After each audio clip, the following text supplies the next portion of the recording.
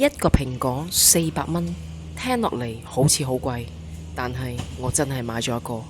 紐西蘭嘅溫帶氣候為蘋果嘅生長提供最理想嘅條件，肥沃嘅土壤、全年充足嘅陽光同埋冇害蟲嘅環境，生產一啲最高品質嘅蘋果。紐西蘭每年生產60萬噸蘋果，出口80個唔同嘅國家，佢哋真係好好食，有好多唔同嘅品種可以選擇。本地人全年都買到新鮮多汁嘅蘋果，就係我屋企附近都可以隨手可得，最平99仙紐元1公斤都可以買到。呢一個就係紐西蘭生活嘅其中一個大優點。就算生活成本幾高昂，但係季節性嘅水果總係咁多選擇，價格又咁實惠。咁點解超市買蘋果咁平，喺機場要400蚊一個呢？當地政府令到數以千百名毫不知情嘅訪客繳付高昂嘅價格嚟買少量嘅水果。哇！你都可能係其中下一個。今日我哋就了解一下點樣可以避免做下一個受害者。喂，你喺邊啊？人在冰室。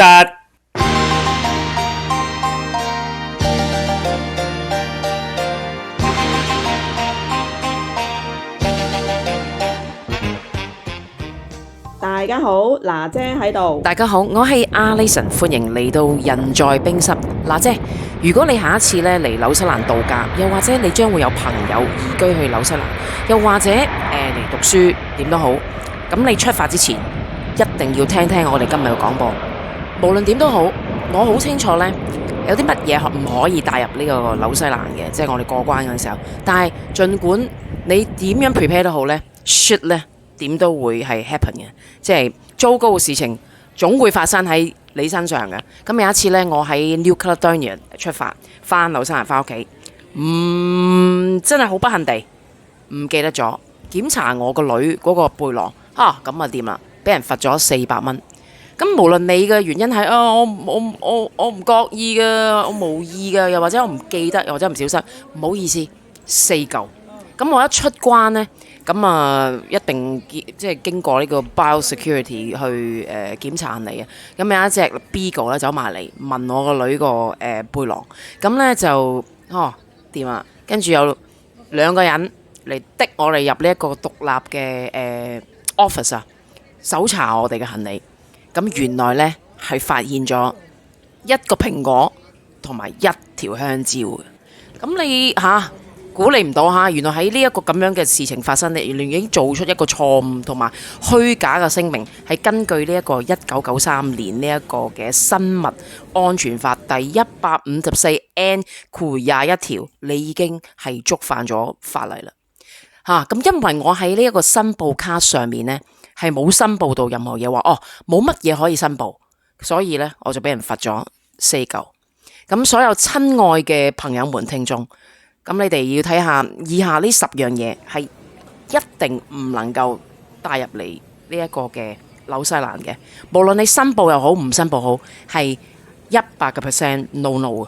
第一樣嘢係肉類，新鮮肉類係就算你係乾咗嘅肉類，乜鬼嘅豬肉乾、牛肉乾都唔得噶。第2，生果。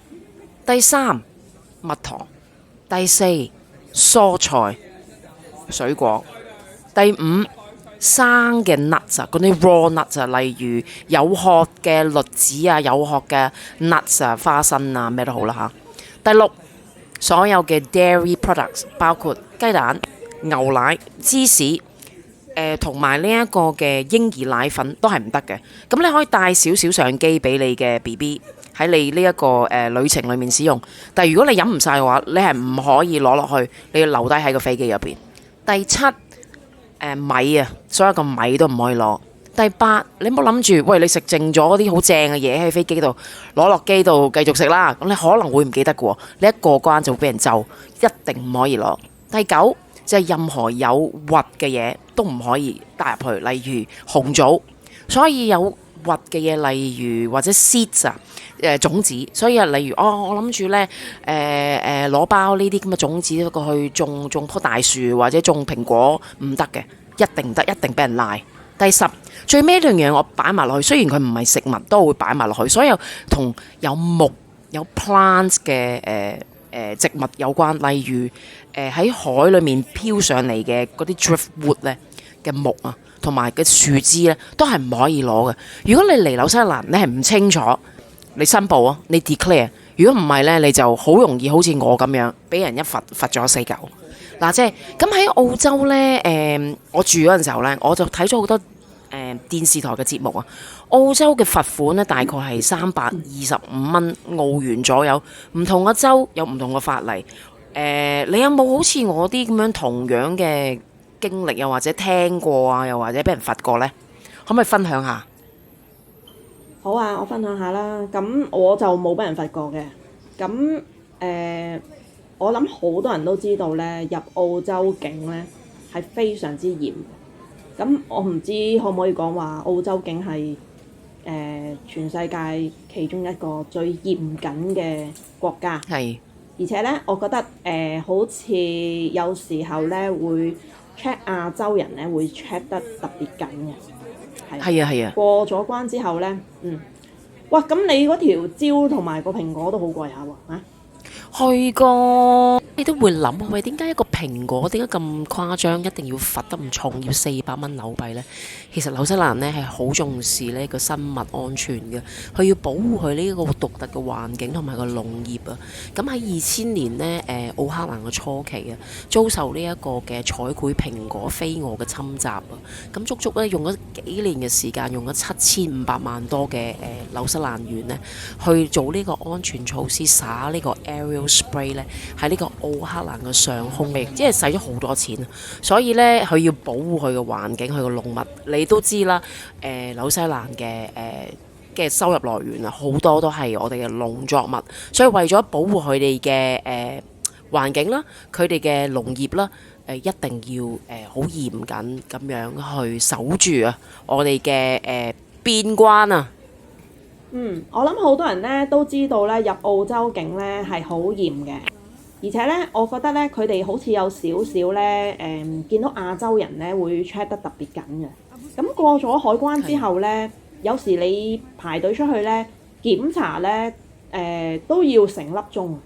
咁我自己咧就會特別小心自己帶啲乜嘢翻嚟啦，尤其是係食物、藥物都要報咗先啦。咁寧願咧你自投羅網講晒你有啲乜，咁佢知道你有啲乜，咁好過咧佢搜到你咧，你先至講話你有啲乜，咁咧就有排搞嘅。